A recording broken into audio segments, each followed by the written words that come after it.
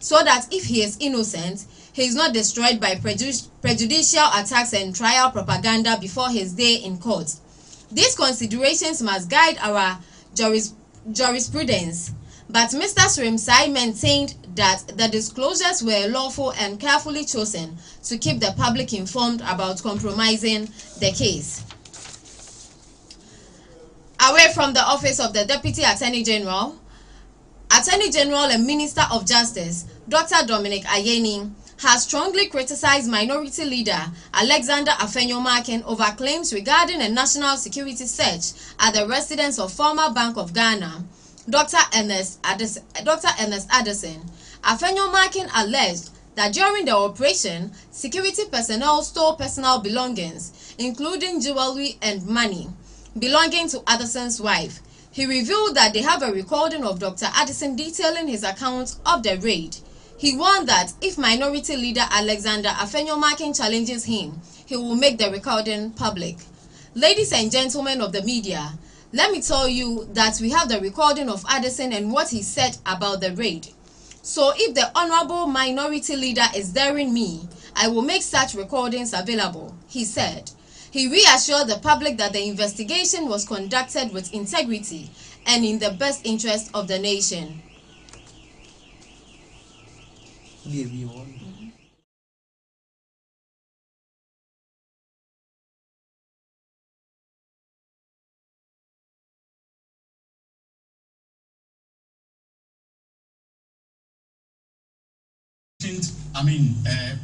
Search, constitutionally sanctioned search in their houses. Maybe they are above the law. Okay, but no one is above the law in this country. We are all subject to the Constitution. And in terms of the Constitution, under Article 18, all right, there are limits to what you can do by saying that you cannot, your house should not be searched. So we obtain warrants, and if the media wants, I can make those warrants available. Okay, so there was no raid on his house, and there was nothing illegal or unconstitutional about what we did. But they are deciding to bastardize me and to bastardize the operatives of the national security by even saying that during the raid, which for me wasn't a raid, it was a constitutionally sanctioned search, they stole 10,000 Ghana cedis. All right. Now, what an insult.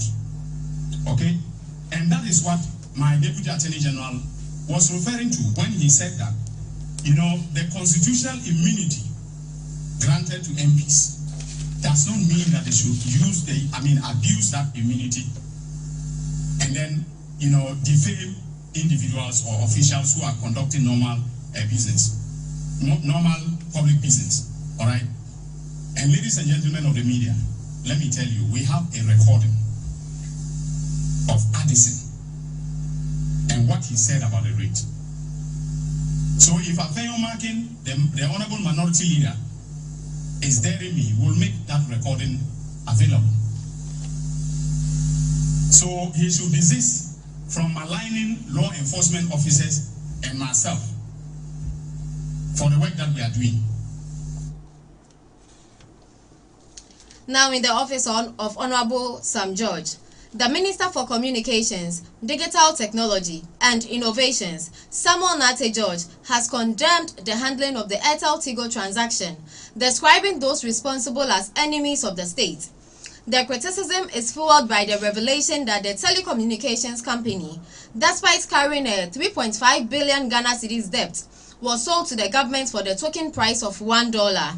Speaking to the media in Parliament on Monday, March 24, 2025, the minister expressed concerns over Airtel-Tigo's financial liabilities, particularly at 1.5 billion Ghana cedis debt owed to American Tower Company, ATC.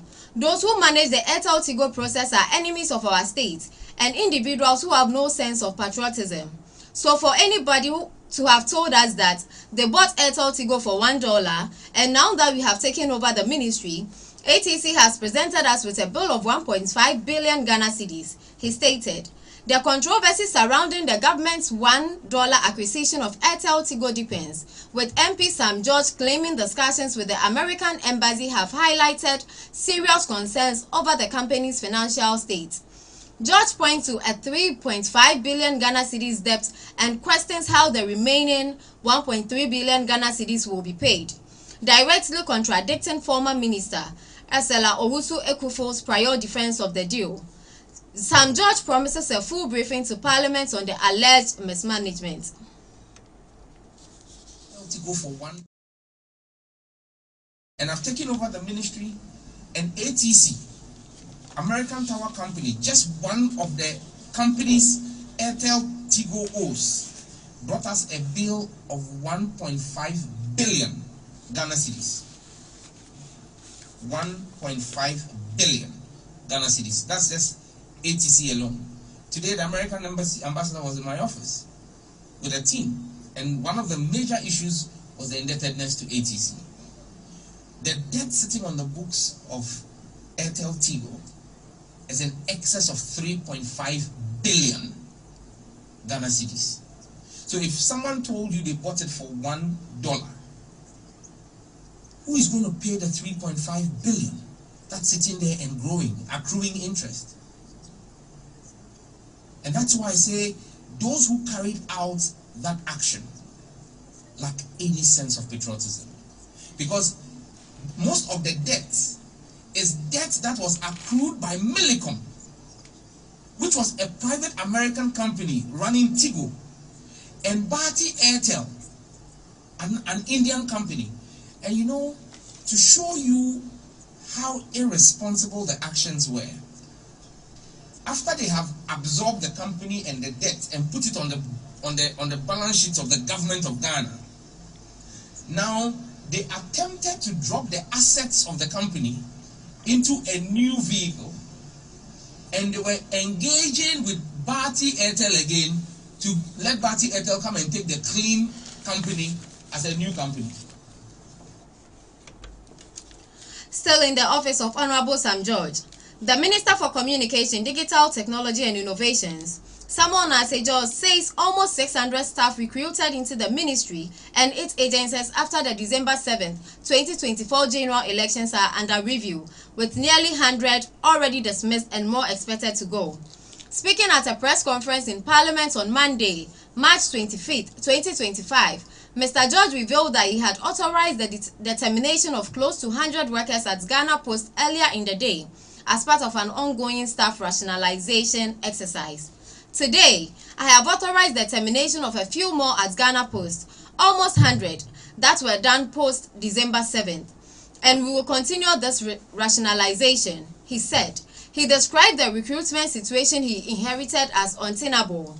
If you are a minister and you take over a ministry that has 3,117 staff in the ministry and its agencies, and you realize that almost 600 of them were recruited after December 7th, basically, you cannot expect me to come and inherit such mess and continue with it, he explained. He stated that the aim of the exercise is to reduce excess staff numbers and improve the operational structure of the ministry and its agencies. I will clean up the ministry, make sure it is lean and efficient, and carry out its work, he said. The minister indicated that every case will be reviewed carefully, and decisions will be taken in line with what he described as good administrative practice. People have raised questions about rationalization ongoing at the ministry. If you are a minister and you take over a ministry that has 3,117 staff in the ministry and its agencies, and you realize that almost 600 of them were recruited after December 7th. Basically, you cannot expect me to come and inherit such mess and continue with it. And so the rationalization is ongoing. Today, I have authorized the termination of a few more at Ghana Post, almost 100, that were done post December 7th. And we'll continue this rationalization. I will clean up the ministry, make sure it is lean and efficient, and carries out his work. Still in the Office of Minister for Communication, Digital Technology and Innovation, Samuel Nate George has announced the suspension of operations of 63 radio stations across the country. According to him, the radio stations were found to be violating certain aspects of the Electronics Communication Act 2009 Act 775. He explained that a decision will be made to ensure that broadcasting regulations are followed. This follows his previous order to shut down 7 radio stations. The other 6 stations are part of a total number of about 63 stations whose frequencies are not going to be revoked but are going to be suspended. We've suspended the first 6. I will be coming to the House to brief the House fully on the outstanding ones. The minister disclosed that a recent frequent audit led to the decision. Sam George stated that these radio stations will be fined as part of the sanctions, with some stations probably having to pay 4 million Ghana cedis. In some of the instances, some of the fines are as much as 4 million Ghana cedis, and so this shows you that there is absolutely no malice in the action that we are taking. We are waiving it. We'll be giving them a window frame to remedy their situation. The 6 that were affected in the first phase, 3 of them have indicated to us and brought to the regulator the documentation required for the restoration of their frequencies. And I will be authorizing the restoration of their frequencies. Samuel Nate George told the press corps in Parliament this morning that he has already contacted the Media Foundation for West Africa and the Ghana Independent Broadcasters Association National Communications Authority, both of which are in complete agreement with the directive. I have engaged the Ghana Independent Broadcasters Association. I have engaged the Media Foundation for West Africa, and they are fully aligned with the processes that we are undertaking, because we cannot have a situation where media houses would flout the regulation and say that because of press freedoms, the conditions for their licenses will not be met. But like I said, I will not, like the previous administration did, be revoking licenses. There's a difference between the two. I will be suspending the license, offering them the opportunity to remedy the anomaly in their cases. And in this case, there are huge fines to be paid. But once again, President Mahama has intervened and asked that we waive all those fines. Other 6 stations, a part of a total number of about 63 radio stations whose frequencies are not going to be revoked but are going to be suspended. We've suspended the first 6. I will be coming to the House to brief the House fully on the outstanding ones. I have engaged the Ghana Independent Broadcasters Association. I have engaged the Media Foundation for West Africa, and they are fully aligned with the processes that we are undertaking. Because we cannot have a situation where media houses would flout the regulations and say that because of press freedoms, the conditions for their licenses will not be met. But like I said, I will not, like the previous administration did, be revoking licenses. There's a difference between the two. I will be suspending the licenses, offering them the opportunity to remedy the anomaly in their cases. And in this case, there are huge fines to be paid. But once again, President Mahama has intervened and asked that we waive all those fines. In some of the instances, some of the fines are as much as 4 million Ghana cedis. And so this shows you that there is absolutely no malice in the action that we are taking. We're waiving it. We'll be giving them a window frame to remedy their situation. The 6 that were affected in the first phase, 3 of them have indicated to us and brought to the regulator the documentation required for the restoration of their frequencies. And I'll be authorizing the restoration of their frequencies. So no one should equate this or mistake this for the high-handed irrationality and politically minded actions that happened in the past. Away from the office of Sam George, Former Vice President Dr. Mahamudu Bawumia has donated 200 Ghana cedis and 1,000 bags of cement to traders affected by the devastating fire that swept through the Edum Business District in Kumasi. The fire, which broke out in the early hours of Friday, 21st March 2025, destroyed several shops and goods worth millions of Ghana cedis, leaving many traders in distress. Vice President Bawumia visited the Edum fire site on Tuesday, donating 200,000 Ghana cedis and 1,000 bags of cement to affected traders and urgent private support. He called for patience while the Ghana National Fire Service investigates the fire's cause. Bawumia also urged the government to expedite completion of the KJTR Central Market Phase 2 project, stating it would greatly benefit traders. He commended firefighters for their swift response, acknowledging reports that 2 officers had been hospitalized. I heard about 2 fire personnel who have been hospitalized, who have been admitted to the hospital. We wish them a speedy recovery, he stated. He was accompanied by NPP Regional Chairman Bernard Boesiako, popularly known as Chairman Wuntumi, and other party officials.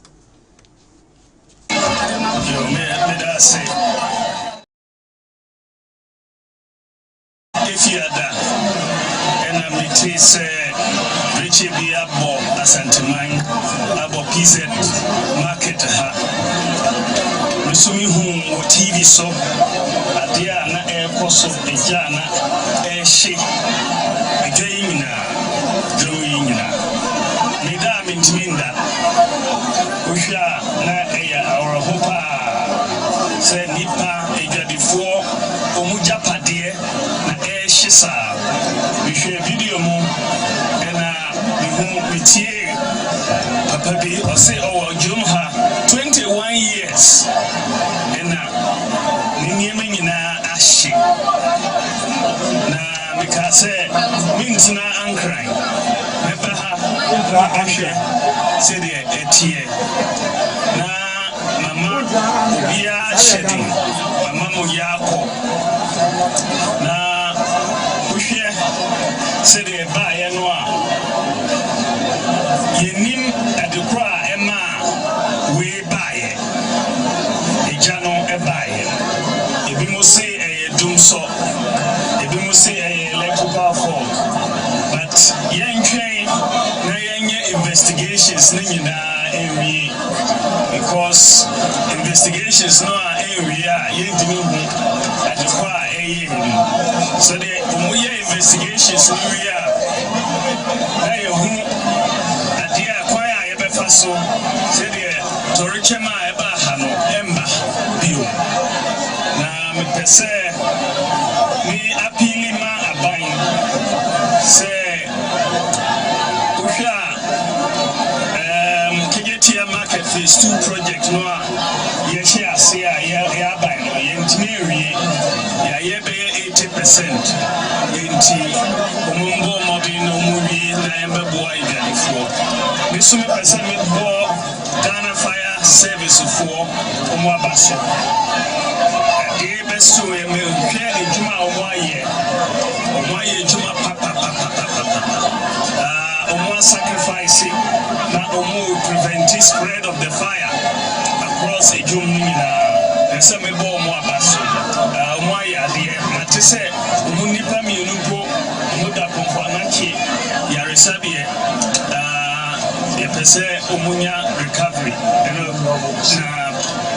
na pese meso hanoso usha jise yebwana yesi market yibio matese ijadifono pese umwa umusi umwa by themselves umusi mini umwa yayaji na yebebwa ni miso mijedi se aban so ebebwa na yesi market yibio ama obia ade amede brano se mede ni mamo shedding mede ya koso ema obia na bibia yebeye eboa mo no sana ebeye ekamwa na akami ekamwa na akami ndi sana de chesede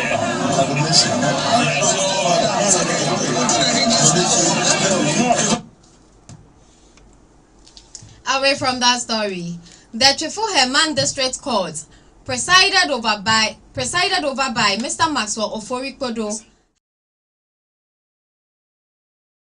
Amisa to 6 years imprisonment for sexually assaulting 7 girls at Trifu-Herman in the Herman Lower Denchura district. The 50-year-old choreography teacher, Erikedu Amisa, has been sentenced to 6 years, pleading guilty to sexually assaulting 7 of his young students. The victims, all girls aged 6 and 7, attended Emisa's cultural dance school in Trifu-Herman. Chief Prosecutor Inspector Joseph Kusa told the court that Emisa abused his position of trust, luring the girls with threats and then sexually assaulting them. The convict allegedly used manipulative tactics, including buying soft drinks and toffees for the children and later applying lubricant on his manhood and using his fingers to facilitate the abuse. The crimes came to light when the girls became ill and disclosed the abuse to their parents. Emisa had previously jumped bail during the investigation, but was apprehended in Adenta by the Central North Regional Police Cyber Unit.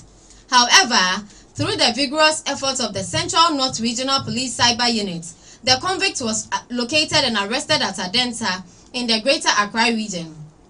On March 5, 2025, Edu Amisa was brought before the Trifu-Herman District Magistrates Court to face 7 counts of indecent assault, and he pleaded guilty to all counts.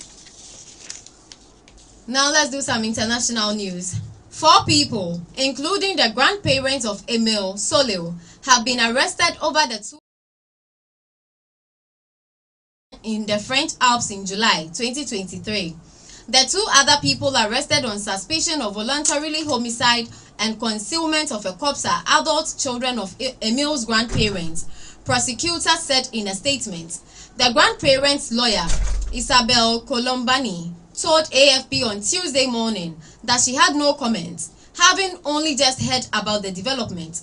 Last year, some of the toddler's bones and clothes were found by a hiker near the home of Emile Martinez's grandparents in the French Alps, where the boy had gone missing the previous summer. But those prosecutors at that time said the remains offered no further clues as to the cause of Emile's death, adding that it could have been as a result of a fall, manslaughter or murder. Tuesday's sudden twist in a case that seemed to have gone cold made headlines in France, where the search for Emile has been extensively covered by the media. When the toddler disappeared, dozens of journalists flocked to Haute Bennett, often outnumbering the 25 residents of the tiny alpine hamlet. The last sighting of Emile had been on 8 July 2023, when 2 neighbors saw him walking by himself on the only street in the village. Police were alerted by his grandmother shortly afterwards. Hundreds of people joined police, sniffer dogs and the military in a search the following day. Initially, French reports focused on Emile's grandfather, but his lawyer said that she hoped investigators would not waste too much time on him to the detriment of other lines of inquiry. A court in Japan has ordered the disbandment of a controversial unification church, which came under scrutiny after the shock killing of former Prime Minister Shinzo Abe in 2022. The alleged assassin has confessed that he held a grievance against Abe because of the ex-leader's ties with the church. He blamed the church for bankrupting his family. Japan's Education and Culture Ministry sought the church's dissolution and accused it of manipulating followers into making huge donations and other financial sacrifices. But the church, more popularly known as the Moonies, argued that the donations were part of legitimate religious activities. It can appeal to overturn Tuesday's ruling. The order handed down by a Tokyo district court will strip the church of its tax-exempt status and require it to liquidate its assets, but it will still be allowed to operate in Japan. During their investigation, authorities found that the church coerced followers into buying expensive items by exploiting fears about their spiritual well-being. They interviewed nearly 200 people who said they were victimized by the church. The unification established a presence in Japan since the 1960s. The name Moonies was derived from the name of its founder, Sun Mi Moon. It has drawn controversy even before Abe's assassination for teaching that marriage is central to spiritual salvation. It is known for holding mass wedding ceremonies involving thousands of couples. Since 2023, some 200 former believers who said they were forced to donate to the group have demanded compensations amounting to 5.7 billion yen, which is $38.5 million in total, according to their lawyers. The revelations about the extent and level of involvement of the controversial church and the LDP shocked the nation. Let's move on to entertainment news. Kumawood actor Ejako with a sense of urgency, asking me to fix her footwear. I wanted to decline since I had already been called elsewhere, but she insisted, saying she needed her footwear fixed as she was on her way to church. I decided to attend to her first before going to the house where I had originally been summoned. It was then that the woman sternly warned me not to enter the house. Though initially resistant, her persistence convinced me to stay away. A few days later, it was revealed that the house belonged to the notorious occultist, Dr. Beckley. As soon as I got closer to the woman, the old woman sternly warned me twice not to enter. I was puzzled and had goosebumps, so I chose to follow her advice because of her insistence. She gave me money for no work done, revealing that her footwear was never broken after all. To my surprise, news broke 2 days later that the owner of the house had been arrested. It turned out he was the infamous ritualist and alleged serial killer, Dr. Beckley. Dr. Yogi Ram Beckley was a notorious occultist in the 1990s and early 2000s, alleged to have kidnapped and sacrificed numerous children to his gods. He mysteriously disappeared in 2005, leaving no trace of his whereabouts. To end the news, the headlines again. The Deputy General has said that only 20% of Edubuahin evidence has been released so far. If Afenyo dares me, I will release recording of Dr. Addison, says the Attorney General. Honorable Sam George has exposed the depth of Airtel Tigo. Japan court has dissolved controversial Muni's church. Japan choreography teacher jailed for sexually abusing his students. To acknowledge my sponsors, Trustees Network Group, Center for Trade, Big Family Multimedia Institute, BFM Store. You can also follow us and watch us live on Facebook at BFM Network and ABK TV. Also, a massive thank you to my producers, Ejata Kobna, Akosu Adepa, Sister Abena Adepapa also. Thank you for joining us at News at 6 from the studios of Big Family Radio. My name is Esther Akosia Gbogli, and have a good evening.